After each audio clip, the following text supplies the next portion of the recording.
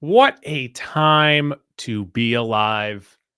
At the age of 3, my son is finally playing with Ninja Turtles. Wow. Now, is Yeah. that because you keep taking away all his other toys, or is he actively seeking these out? I keep throwing them away. I'm like, "That's all you got." No, he actually seeks them out. He knows all their names now. He has them interact. The only thing that, isn't great about it is that he sucks at it. He's really, really bad at playing Ninja Turtles. Yeah, I can see that. Probably because he has a hard time putting together a story or a plot in his 3-year-old mind. He identifies the bad guys, Superfly, Shredder, says these are the bad guys. Yeah, And then he everyone that's tells not a me, turtle. no, but then he tells me the turtles are calling the cops on them.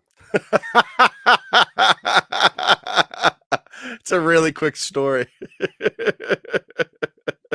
Episode over. Oh, that's pretty funny. I like that. Now, has he asked or put 2 and 2 together about his name and the Ninja Oh, yeah, he Turtle? knows. Yeah, pretty Okay. much. I All mean, right. I didn't name him after the turtle. My wife actually recommended the name, and I just jumped on it. Yes, Yeah. immediately. Yeah, right. And then also, I'm fairly certain that he's trying to get me canceled. Oh, really? Do Oh, yeah. explain. So while we're playing, he'll just randomly be like, "Hey, Daddy, how does Shredder talk?" And I'm like, "Okay, I'll talk like Uncle Phil. We'll get like this." And then it's like, "Hey, Daddy, how does Superfly talk?" I'm not gonna do that one, bud. I'm okay. I think you're in the clear. I think you're okay. I'm not pulling a Michael Scott doing Eddie Murphy's donkey. I'm good. There's levels to it. If someone asks you to do an impression of a character like that, I think you're allowed. If you just offer up the impression, that's a different story. And then, of course, he always asks me for Splinter, and I'm not going anywhere near that.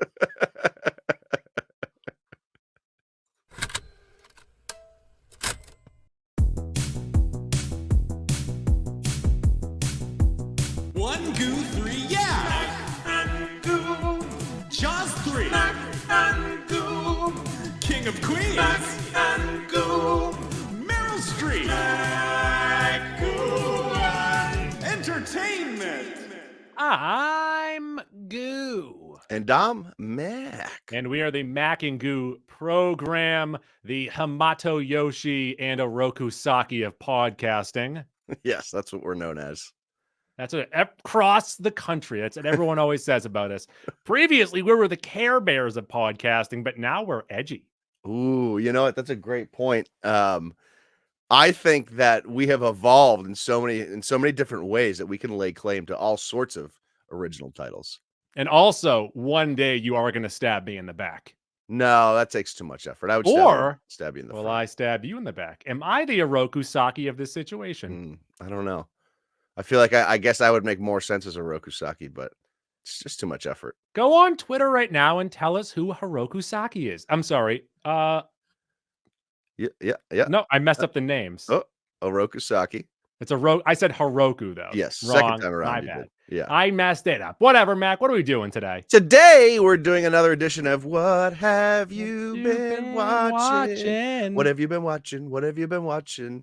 Our award-winning famous segment. What have you been watching lately? That we created. Yep, first people ever to do this sort of thing. There'll be one brand new thing, a couple of new-ish things, a couple older things. But it's some rounding up, some unfinished business. The end of the 2023 season coming into 2024. There's a lot of crossover here, so there'll be some good stuff today. It's mainly just 2023. It's the leftover stuff from 2023. Sure, yeah, but the headliner goo is the big release in January 2024. And when I say leftovers, I mean most of my movies are holiday driven. You're still watching holiday movies. I'm only watching holiday movies. No, we've moved past holiday movies. I'm trying to watch Echo, and I fell asleep last night. Yeah, that sounds about right. That's a good that's a good review of Echo. What have you been watching lately? Keep it short, tell me right now. Mac, what have you been watching? First on tap on the docket today for the folks is Mean Girls, the 2024 Mean Girls. This, of course, is not a remake of the 2004 movie. Let's make that very clear. This movie is a film adaptation of the Broadway musical which is based on the 2004 film, and the 2004 film is based on a book called Queen Bees and Wannabes. So I just raised my hand like You have 3 your- times in you have that your hand description raised. because Yeah. you said this is not a remake, but it's based off the musical that is a remake, No, the musical is something entirely different. but they're based off the same source material. The musical is based off the movie. The movie's based off a book. This is the adaptation of the Broadway show. Goo's brain is breaking over It's been there. a long day. I've been at Belichick 24/7 the past day. This hits theaters this weekend, so I don't know how it's going to do box office wise, but I have a suspicion it'll do pretty well. There's a lot of I Mean think it Girls actually fans out might there. do better than originally forecasted because at first they were afraid. They were petrified because it was a musical. But Wonka, also a musical, doing pretty good at the box office. Yeah, and I just think there's so many diehard Mean Girls fans that this will drive up the numbers at least for a couple weeks. Did you wear pink to the preview? No, there was some people wearing pink, but I saw it on a Tuesday, and I thought that was I a was going faux to pas. say, is if you did, I would have said, you don't know shit about Mean Girls. Yep. Apparently you do. You I get wanted it. to say that to a couple people, but of course I don't want to talk to anyone. at Hey, this point. idiot! It's Tuesday. Hey, dummy! Or just scream, "You can't sit with us!" at everyone that walks in. I know you're having a really good day and you're really happy to see this movie, but you're a fucking idiot. Goo, I saw this screening at the former ArcLight Theater. That was the theater that's attached to North Station / the Garden there. What's it called is- now? It's now an AMC. It's now Oh, called yeah, it's AMC Kind of a letdown. Causeway. And still the same setup, though. It's like still a really nice theater. Is And- it like special though? Is it different the from the other AMCs? Well, the seats are super, super comfortable. So, like, they built it out to be an upscale theater. Now it's just an AMC. Well, like, because the ArcLight was always known for having these big special events, and they might have creators of the movies in or actors in. Do you know if this AMC does that? I have no idea, but they still have that cool bar that ArcLight had. So, like, That that doesn't answer my question, but thank you. It's 3 floors, so that's always fun and exciting as Yeah. well. Goo, Mean Girls, the 2024 edition is a PG-13 comedy and musical with a runtime of 112 minutes. On Roddy T's currently, no audience score. This is before the movie technically comes out. 72% from the critics. If you'd like to compare that to the 2004 movie, that had 84% from the critics. And I get the little bit of a drop off. Goo, I never really noticed this before. The audience score for the 2004 movie, 66%. That's kind of insane. People are dumb. People are dumb. Good point, Goo. The Metacritic, a 59 as opposed to a 66 for the 2004 movie.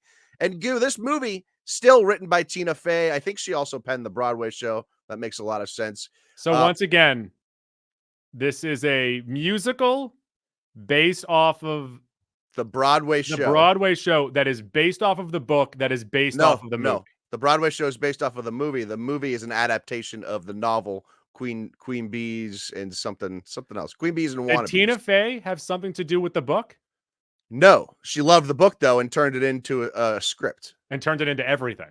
Yeah, yes, exactly. Okay. And smartly changed the name so she owns all the rights. This is Oh, that's a good move. Yeah, great Yeah. move on her part.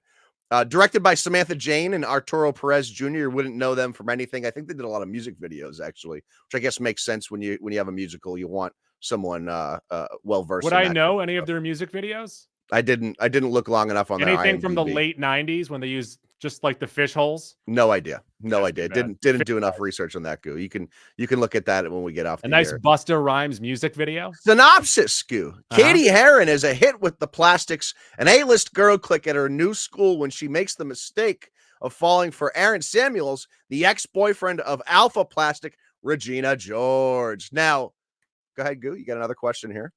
Does this movie have any just regular delivered lines or is it Oh, yeah. all song? No. It's like Okay. 75% movie, 25% song, or maybe 66-34, something like that, a 2/3 or a 3/4 split.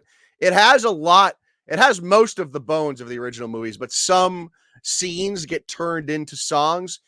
Some scenes they get rid of like altogether from the original, and there's a couple new additions as well. It's like an updated version of the 04, but a musical. So is the dialogue pretty much the same? Yes and no. Yes and no. The iconic lines are still in here, and there's even some updated jokes and references. So they When do they a would good say an job. It's iconic Faye. line, did you pull a Leo DiCaprio and point at the screen? I mean, you got to remember it's Faye writing this still, and she's still a great writer. So like the writing Boo, is you still a strong whore. point. Goop, before I get into the movie, where would you rank? We don't really talk about it. Regina George, all-time great villain, all-time great movie villain, and we never really mention her. You know what we should do? And I think we've talked about this during our award-winning best comedy movies of the decades. Is maybe we do decades and we do villains of the decades. Villains of the decade, the top 10. Top 10 every time. I think we did 20 last. We can do 20 too. It doesn't Yeah, matter. it really doesn't matter. We can do whatever the fuck we want around here. Yeah. You know what? Pencil it in. Don't Write that use down. pen. Write Those that are down. tougher to erase. Goo. Yeah. This movie stars Angourie Rice as Katie Heron. If you don't know the name, you may recognize the face. She plays Ryan Gosling's daughter and the other guys. She's really, really good in that. She plays Betty Brant in the Tom Holland Spider-Man movie. So you've seen her a few times. This is her first real starring role. Goo. Renee Rapp reprises her role as Regina George. She plays Regina George in the Broadway musical. She has really gotten famous over this last year on TikTok. She's also a recording artist, a rising pop star. She was in a terrible HBO show called The Sex Lives of College Girls, but she's really blowing up post that show. She is great as Regina George. I don't know if anyone could ever be better than Rachel McAdams because it's fucking Rachel McAdams. Mm-hmm. But she gives obviously the Broadway take on it, and she's fantastic. Avantika plays Karen Shetty. Karen is the Nimrod one that was played by Amanda Seyfried in the original. BB Wood is Gretchen Wieners playing Lacey Chabert's role. Alii Carvalho plays Janice Goo. And they update her to more of like a Pacific Islander looking type of character as opposed to what's the name of the fine young woman that plays her in the original? She was in Masters of Sex. She was in Party Down. Party Down. Yeah. Every sitcom that came out for 10 years. Yeah. We know, everyone knows what we're talking about. Yeah. Goo, you would know Lizzie Kaplan. Yeah, Lizzie Kaplan. Good call. Good poll. This woman was the singing voice of Moana from Moana. So she's already achieved a certain bit of fame. Other than Renee Rapp as Regina George, I thought she was the standout. She was phenomenal. Jaquel Spivey plays Damian Hubbard. So, Goo, this movie, this is the major change, other than it being a musical, is this movie is narrated by Janice and Damien. It opens with Janice and Damien. So it's sort of a story being told through Janice and Damien's eyes, their lenses. So that's probably the primary change, other than it being a musical. Other people here in the cast, obviously Tina Fey back as Miss Norbury. Busy Phillips takes over for Amy Poehler as Regina George's mother. She's awesome. Busy Phillips is always really good at these bit roles, these supporting roles. She's always crushes this. Jenna Fisher as Katie Heron's mother. Tim Meadows is back as Principal Duval, and John Hamm is here as Coach Carr. At any point in the movie, does Tim Meadows say, "It's a lady"? No, he does not say that. Because he drops one of those in Mean Girls. And it's the best line. You know what? Maybe he says it in here because I don't remember where he says it in. It's a lady. There is Tina Fey and Tim Meadows are still as good as they are in the original because they're always going to be good in those roles. So that was fun. Again, I totally understand, like, if there are people out there that don't want to see this because they don't quite get why this movie's being made. But I'm a massive fan of the original movie, the 2004 classic. I have it as a 40 dogger, Goose. So I have the bar pretty high for this. You also love musicals too. I borderline love musicals. Some are a miss, but I would consider myself a musical fan. I've never seen this Broadway show, so I don't really have anything to weigh that up against. But the script seemingly does a nice job of marrying those two things. The musical numbers are fun. Couple really catchy tunes in here. The dialogue keeps enough of the original stuff while offering some updated jokes and references. And like I said, the couple standout performances of Renee Rapp and Alii. I think I'm saying that correct. I'm probably completely butchering it. I think it's a Hawaiian name. Again, this movie is not like, you can't go in expecting it to be as good as a 2004 movie because that seems ridiculous. And I'm sure it's probably not as good as the Broadway play.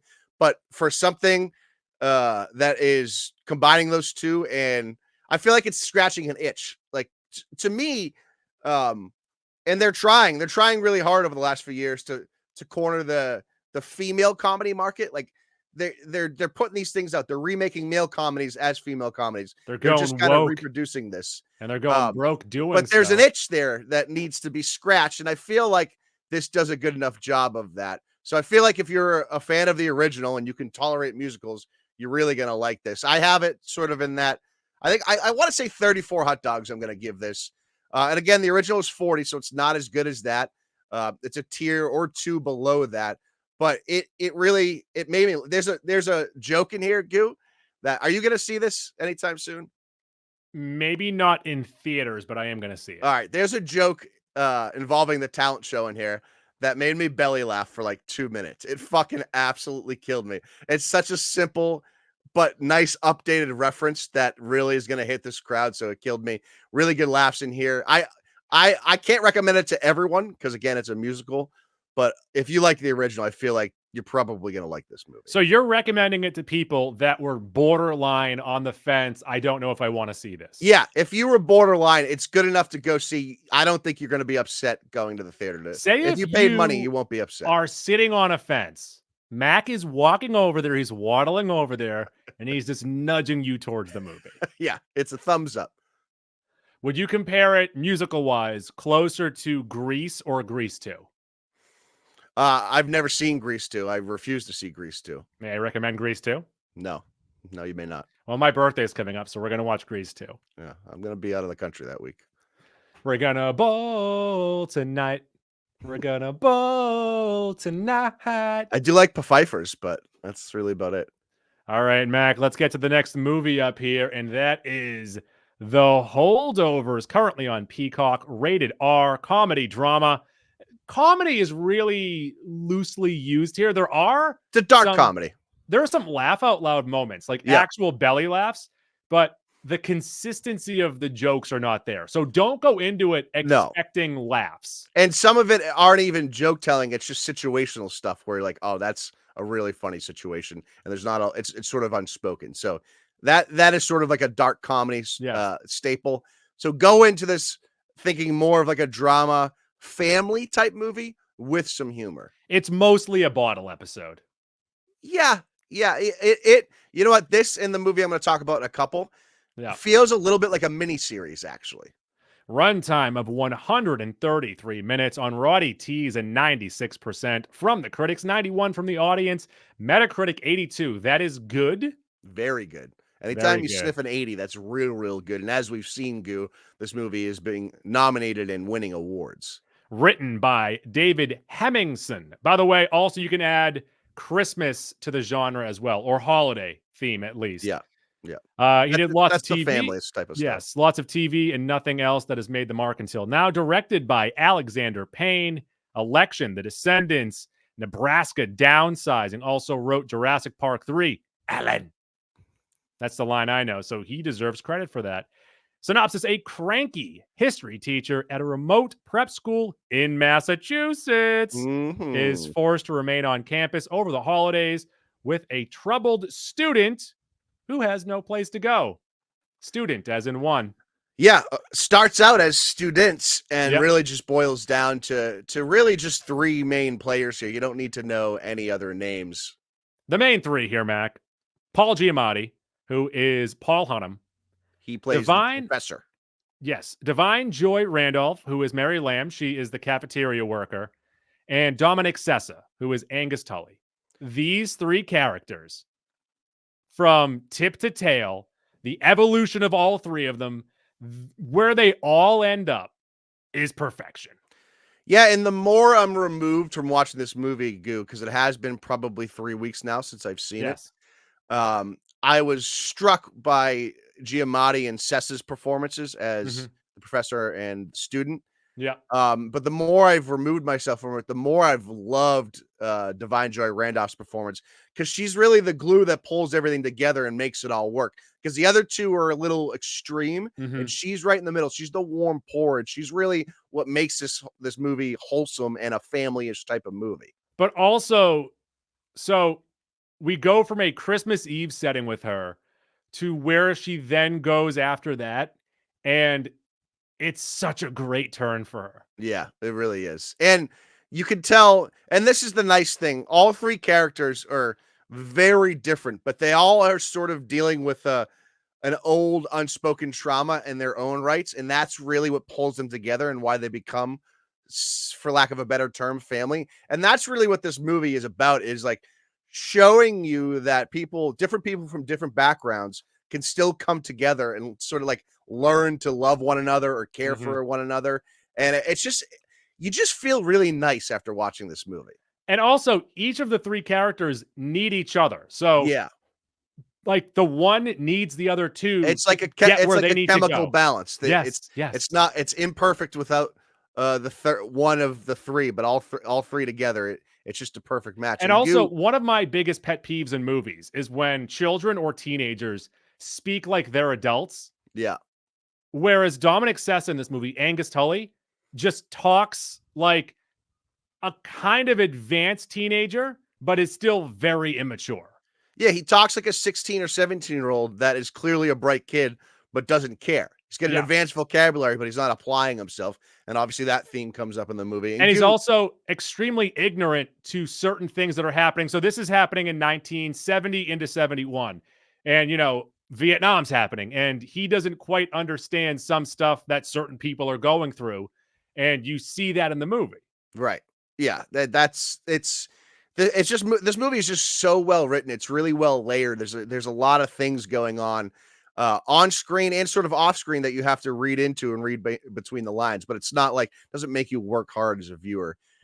This movie at the Golden Globes last week was nominated for Best Actor for Paul Giamatti as Paul Hunnam in a comedy/musical. He won the award. And then he had some In-N-Out burger. Divine Joy Randolph was nominated as Best Supporting Actress in a Comedy Musical. She won. Well deserved. This was nominated for Best Picture in Comedy Musical. It lost out to Yorgos Lanthimos' Poor Things, which I haven't seen. Still no real desire to see that, but it was still nominated. A little surprised Dominic Sessa did not get a nomination for Best Supporting Actor here. I thought he was worthy of it. I agree. I thought he was great. I thought all three of these were great. And then even the you have some other kids that are being held over for a little while in the movie, and they all did a great job showing off different shades of what Angus is. Yeah, there's different types of kids in there, and it brought different reactions out of Angus and how he treated them. So what do you have for a hot dog score? I got this, I think 35 hot dogs. I was wrestling back and forth, maybe 36, but I really liked it. I can't say I loved it. It's not a movie I'm probably going to rewatch a ton, if ever. But that still makes it my number 7 movie of 2023. It is technically tied with Barbie, Godzilla -1, and Anatomy of a Fall. All 4 really good movies, all 4 completely different movies. But I've got this slotted 7th for 2023. I have it at 36 hot dogs, a 9 out of 10, and I have it number 4 on the year. Wow, it's on your Mount Rushmore. How Mount about Rushmore? that? Yes. How about that? Mac, another holiday movie that came out just in the nick of Christmas time, and that is Merry Little Batman on Prime TVY7, 96 minutes, 96% on Roddy T's with a user score of 74. Maybe the crass animation might be what kind of threw people off. But Damian Wayne is left home alone on Christmas Eve with his father trapped out of Gotham. He needs to take on some of Batman's old, I say old because they are now older, as Damian is a child, foes to save Christmas as they try and steal Christmas. Director Mike Roth, written by Morgan Evans, J.C. Ritchie, and Mike Roth, starring Luke Wilson as Batman, Jonas Cabrib as Damian, and Rickety Cricket as the Joker. I can picture the guy. I have no idea what his real name is. I know what his real name is, and now I'm blanking. Yeah, that's all right. Should probably give him credit. He wasn't bad. It's not my favorite. It's comparable to how Galifianakis played him in Lego Batman. More cartoonish. Like more like themselves, kind of. They didn't really they didn't lean Okay. into like a Joker voice or anything. Gotcha.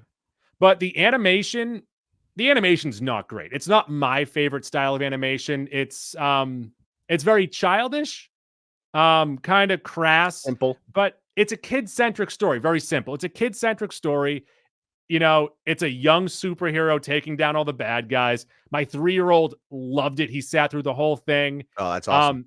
I found it fun enough, and I think we're gonna watch this future Christmases. So credit to I them. like that. Had this at 31 hot dogs, 18 on the year. I'll tell you, that's an itch right there that doesn't get scratched too often, is a movie that's 90 minutes that a 3-year-old kid can sit through. That's an accomplishment in and of itself.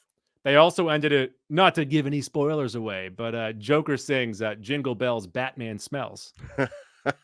I like that. Yeah. That one would get me. That's a good joke, Goo. Yeah. Goo! Yes. Next up, little bit of a swerve here from a kid's Batman movie. Anatomy of a Fall. This is currently streamable but rentable. You got to pay dollars for it. It's not free. Just $1 a minute. This is rated R. It is a crime, drama, and thriller with a runtime of 151 minutes. It's a little bit on the longer side. Rotten Tomatoes, 96%. Sorry to interrupt you. Do you remember when they would have the on-demand movies and they would show you like the first 3 minutes of a movie? Yeah. And then you decide if you wanted to buy it or not? Yeah. What movie did you watch the most? Oh, I don't know. That's like a great question. Just the intro to it. Yeah, I don't know. I wouldn't be able to tell you. I got to be honest with you. We would just, like, my family, we would have like a movie night on Fridays or whatever it would be. So we would just pick one and go with it. I never really hovered over one for a while. I feel like I've seen the intro to Scream a million times. Maybe Halloween H2O. I don't know why though, because those are both movies you probably had already seen. Yeah, but you could see the first 3 minutes.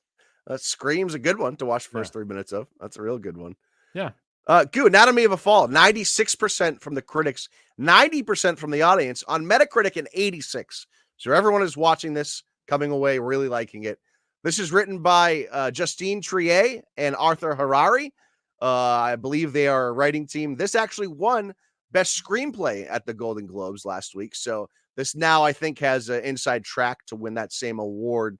Probably Best Original. I don't think this is adapted. Best Original at the Oscars. This is also directed by Justine Triet. I don't believe she got a nomination for that, though. Synopsis: a woman is suspected of her husband's murder, and their blind son faces a moral dilemma as the main witness. This stars Sandra Huller. I don't know how to pronounce it, as Sandra Voiter. She was nominated for Best Actress for this role, and she's really fucking good. Samuel Tice is Samuel Molesky. He plays Sandra's husband, the husband who dies in this film. Oh. Milo Machado Grainer is Daniel. He's the blind son. Swan Arlad as Vincent Renzi. He's basically the defense attorney. Antoine Reinartz is the prosecutor for the state. And then Jenny Beth is Marge Berger. She basically plays like the court-appointed babysitter.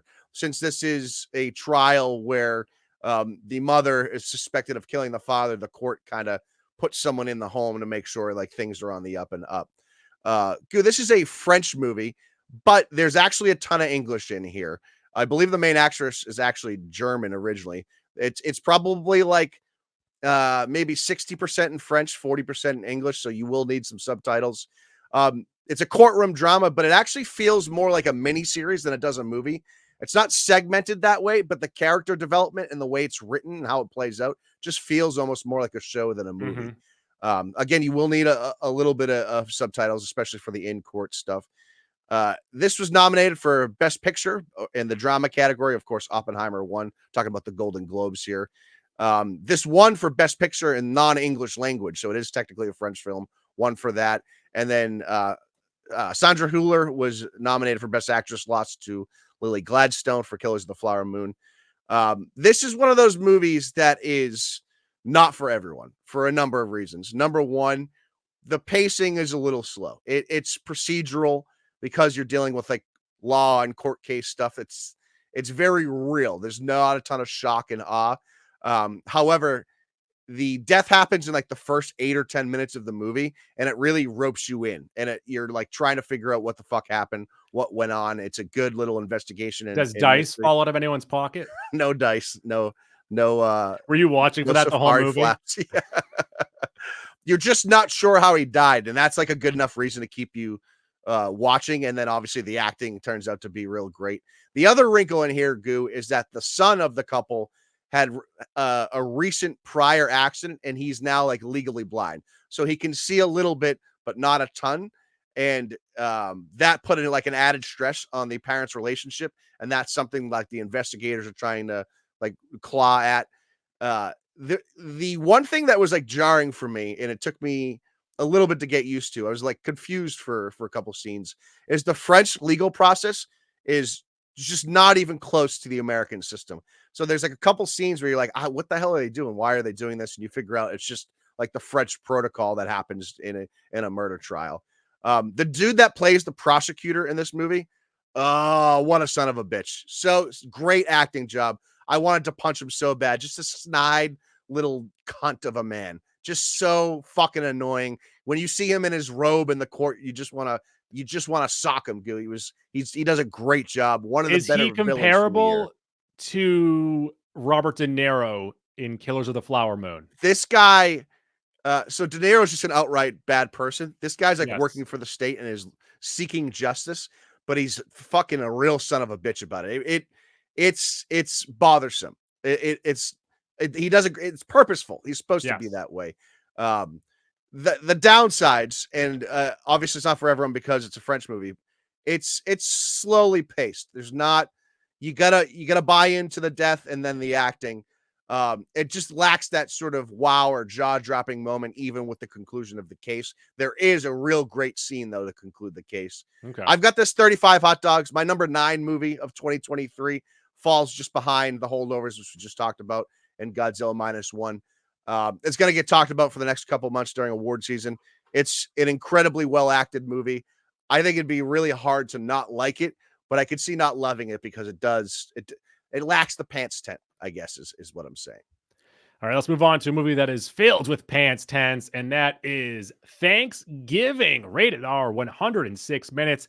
After a Black Friday riot ends in tragedy, a mysterious Thanksgiving-inspired killer terrorizes Plymouth, Massachusetts, the birthplace of the infamous holiday. This is not streamable anywhere yet, and I'm not sure if you can find it. It's probably VOD somewhere, but shut up, Mac. Directed by Eli Roth, written by Roth and Jeff Randall, starring Patrick Dempsey as Sheriff Eric Newton, Addison Rae as Gabby, Nellie, or just Nell, sorry, Valecki as Jessica, Milo Manheim as Ryan, and Gabriel Davenport as Scuba. Ooh, Scuba. I like that. And the big theme of this movie, Mac, is that department stores, those big chain stores, they shouldn't be open on Thanksgiving. It's a holiday for family. Best holiday of the year. Yeah, but also that's not an issue anymore. That's like a 10-year-old issue. That's not really a thing anymore. All right, good point. Does this take place in current times? Yeah. Oh, that's weird. Like that's a decade-old issue. Black Friday isn't even a thing anymore. No, definitely not, because there's like 15 years ago, even 10 years ago, 8 years ago, you'd go out on Black Friday to get like a TV, a doorbuster. Now there's no reason to do that.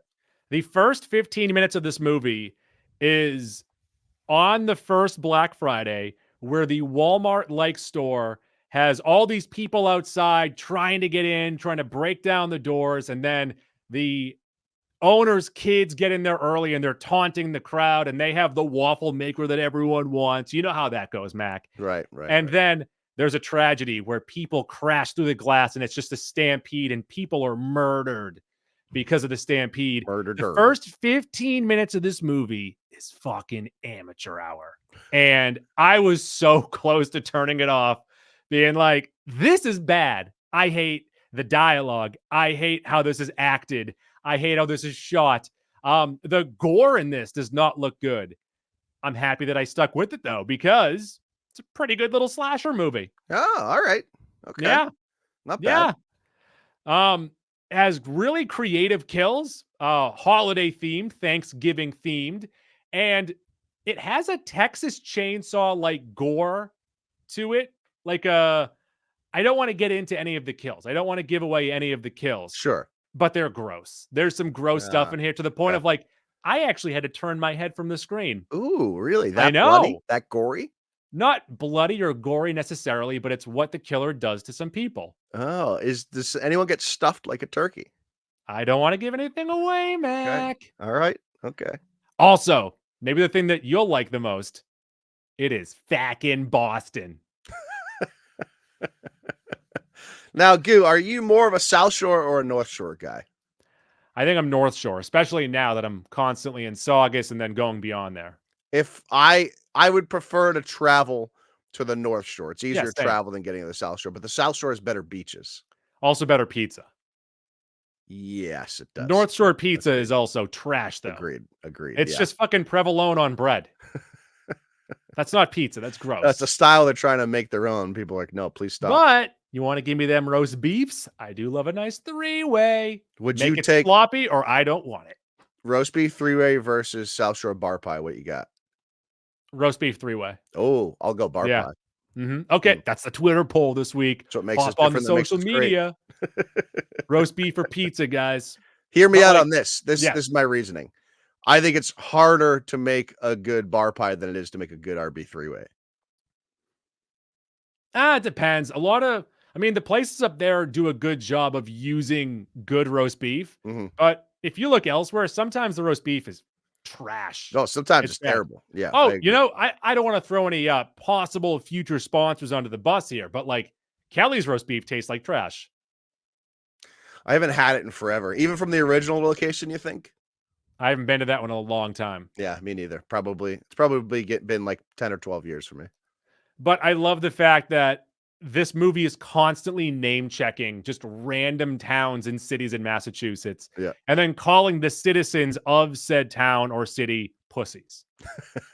It's a Massachusetts pastime. really is. Whatever town you're from, if it's not from mine, you're a fucking pussy. So I have this at 27 hot dogs. All right. The first Okay. 15 minutes, really bad. But Yep. after that, quite quality. If you're looking for a slasher movie, Not I bad. have it at number 21 on the year, just behind Dumb Money. All right. Watchable. That's watchable. Yeah, absolutely. And this is, if you're into slashers, this is a pretty good slasher. The end isn't great. The Okay. beginning isn't great. But the middle, the nice bread. stuffing The in bread the sucks, middle, but there's good meat. there's good roast beef in the middle. Okay. All right. Mac, the next movie up here is just a quick reminder not to watch Freelance. Currently on Netflix. It doesn't deserve our time. It does not deserve your time. It is a genre-less mashed potato sandwich with mayonnaise starring John Cena and Allison Brie, and it is trash. I got a little quick one for you here, Goo. Yeah. Saltburn, which has been talked about quite a bit the last couple months, at least on the internet. I don't know how Mhm. much critics are talking about this. This is free to watch on Prime currently. So if you want to free watch, it's on there. Goo, this movie, this falls into, you can never recommend this movie for anyone because they're going to have questions for you afterwards. Like your film watching friends, you could tell to watch, but like your normal friend that doesn't watch a lot of movies, don't tell them, don't even mention this movie. Have you seen it? I just watched it today. Oh. Just watched it today. It's like the love child of Midsommar, which I hated. Well, I really liked the first 40 minutes. I hated the rest of it. And Cruel Intentions. It's like a weird love child of those two movies. And you love Cruel Intentions. I do. I love So Cruel Intentions. hold up. Wait. Okay. So it's the love child of something that you love with something that you hate. Yeah. Yep. And what So- you get, Goo, is something in the middle of those two. It's like taking a North Shore pizza with a South Shore pizza and slamming it together. Like, I didn't like this movie, Goo, but I couldn't stop watching it, if that makes sense. Like, there's a couple really gross scenes. Let's get that out of the way. Some of them, like, I don't know if you could watch this with your wife type of thing. She's already seen it. Oh, okay. Well, Should I go your get wife her? Do you want to in talk to her general. about it? In general. Does the ending of this movie make any sense, Goo? No.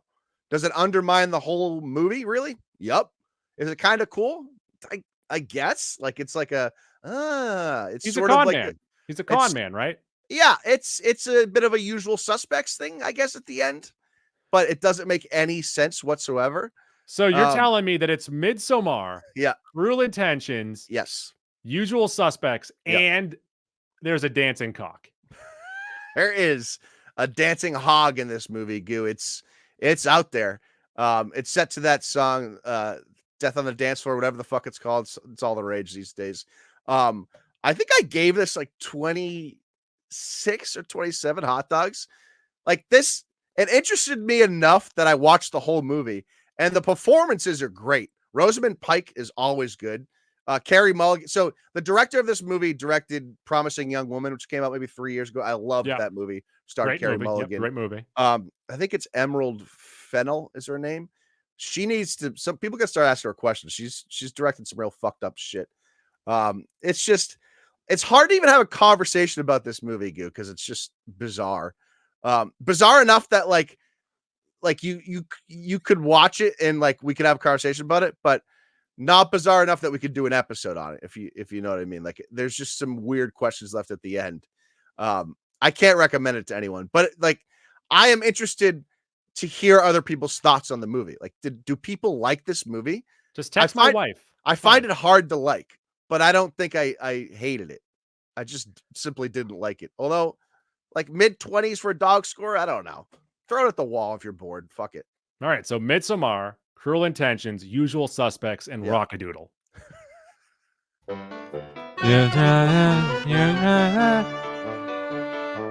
Let's get into Max Sack. You know what? That's a great fucking sounder. That is a great one. I made it like 3-4 years ago. You've gotten like 2 of them. You've done like 2. It was really dumb at first. You're like, I don't like this, and then it just fucking grew on you. It's the end. Max Sack. Credit to me. Credit to me. I found that on some free royalty-free music site, so it's like ours. Yeah. We own it. Credit to us. This could be a boat, Mac. And what is anything. it? Yeah. Apparently you want to talk about Echo next week, and I might have to talk you out of that because I don't know if we could do a full episode on it. You saw all 5 episodes, right? I watched all 5 episodes in like a 2-day span. Mm-hmm. It's not good. It's not good. However, because they released all 5 episodes at once, and it's 5 and not 12 episodes, like I binged it, didn't care for it, but it's like already out of my mind. You know, they didn't make me wait 5 weeks or 9 weeks for it. It's like in and out. It's like, and this is why I think binging and releasing it all at once helps the show, because you ingest it more like a movie. It's in and out. You can form your opinion on it. If you make me wait 9 weeks, for a terrible conclusion, I'm gonna fucking hate the show. I did not like this show, but I don't feel strongly about it. There is a great fight scene in the middle of the series in episode 3. Nice. That's really the only like tent pole of the season. They obviously took great care of like the Native American stuff that's in the show. I just don't care about it. And I don't even think it really adds to the show, to be honest with you. Echo as a hero, pretty boring. I have no idea what her powers are. They kind of like give her a power in this. I don't know. Kingpin pops up in it, but he's like a pussy. He's one of those Massachusetts pussies. He's not Kingpin really in this. Like he's from Andover. Yeah, he's fucking from Andover. He's just there, really. It does round out Echo as a character, but again, we don't care about Echo. What are you from, Weymouth? Going forward? So what are you, a Braintree boy? There's really nothing redeemable about this. It's well made, I guess you could say. It's just not at all what I want from a Marvel show. No, thank you. I'm an episode and a half in. I did fall asleep, but it's also because I am very, very sleepy, and my new bed is extremely comfortable. Brag. Love that for you, Goo. So when you finish it, you text me and you let me know if you want to do a full episode on this. We're gonna do a full episode. Well, maybe we do half. Maybe we'll finally watch Aquaman, and we can do the 2 comic book things. I don't know if we ever see Aquaman. Is Aquaman our Jess Jones season 3? It might be. Aquaman is our Matt Damon. It's honestly, it's hard to talk about for more than like 5 minutes. That's how little stuff there is in this. Also, in your sack, I just realized I am still wearing a Joe Coy sweatshirt. This is so let me just go ahead and say this. Canceled. He's been canceled because of his bad Golden Globes stand-up routine. But let me echo what Howard Stern said. I agree with him completely. Joe Coy had 10 days to prep this, and you are going up there to do a monologue in front of people who do not want to be made fun of. It's a lose-lose situation. No, it's not. Look at Oh, Ricky yeah. Gervais. Well, Ricky so Gervais that's the whole thing, elevated though. his stardom because But of the so- Globes. Jimmy Kimmel is decent at doing like the Oscars because he's friendly with all of them. Yeah. Ricky Gervais doesn't care what people think about him. Yeah. That's why he's good at doing those. When you're someone who is who wants to be liked, and you could tell by the setups of his jokes where he'd have a mean setup and then he'd Yeah. like look out into the crowd at these gazing eyes and he'd kind of like back off a little. That's what I told you. So again, I missed the opening monologue, but a couple of jokes I caught. He like apologized for the jokes immediately after Yeah. he made the joke. I'm like, what 'Cause kind of comedian is that? He's not a mean comedian.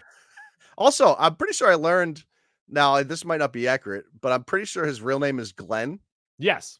So he's really playing up his Asianness with No, his name. I don't know how to explain this without like what is mansplaining but explaining for someone else's culture? I don't know. Jake, say what you're gonna say. Okay, so Philippine culture, I'm pretty sure you give nicknames to family members that Uh-huh. are still regular names, but they don't really have to do with your Okay, name. so no, you've explained it well enough. So are you saying that Joe Coy's family calls him Joe Coy? Yes. Good enough for me. That's good enough for me. I thought he picked the stage name to No. play up his Asian side. No, one of his aunts started calling him Joe. That's good enough for me. Let me explain it like this. My father-in-law, Yeah. his name is Dave. Yeah. The entire family calls him Dante. Okay. I don't right. know why, Gotcha. but that's just what it is. It's like a John Jack situation. Everyone named Jack is actually named John. Right. Makes no sense.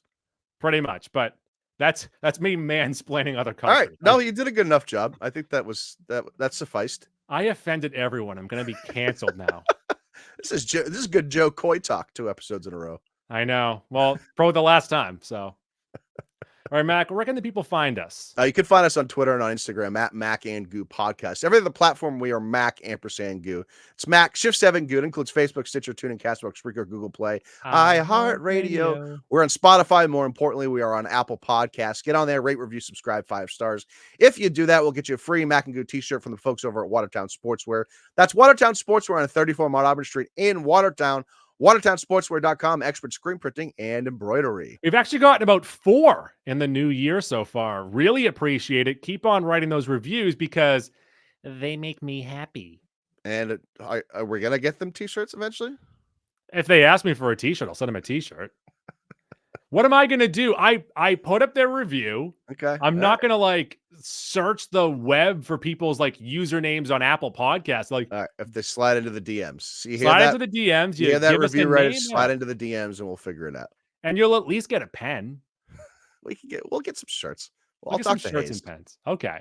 tpublic.com merch. Check us out at the beginning of next week for a news dump, and then we'll figure out the end. Maybe we'll do Echo. We're going to do Echo. All right.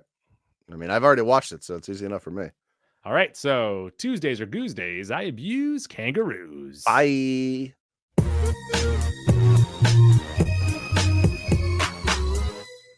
Please flip the cassette over to side B to continue the adventure.